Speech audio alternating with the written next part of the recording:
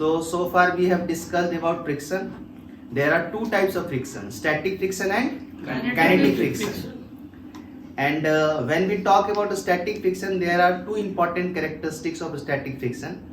One thing is static friction is a self-adjustable force, means according to the magnitude of external force, it can adjust its value up to limiting value, up to its limiting value. Beyond limiting value, it is not self-adjustable, because the maximum static friction provided by the surface is FL is equal to mu s into n, where n is the normal reaction provided by the surface. And please keep this in mind that normal is not always equal to mg. N equal to mg hota hai, but in a special case when block is kept on a horizontal surface.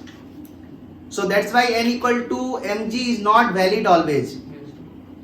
And about the direction, or when static friction acts or when kinetic friction acts. These two important matter about static friction and kinetic friction. Static friction: whenever there is a tendency of relative motion between the surfaces in contact, then static friction will act, and when there is a relative motion, then kinetic friction will act.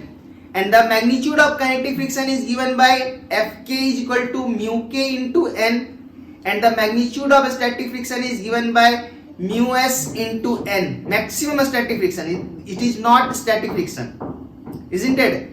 And the direction of static friction is opposite to the tendency of relative motion of an object, while the direction of kinetic friction is opposite to the relative motion of a body, and both of them acts always tangential to the surface in contact. Off करके